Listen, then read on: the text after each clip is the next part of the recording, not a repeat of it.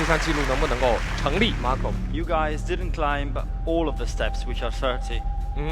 你们没有爬完所有的台阶，因为所有台阶是30几。But you climbed Arshlyuga, 完成了26个， which is a Guinness World Records title. 恭喜你们挑战成功！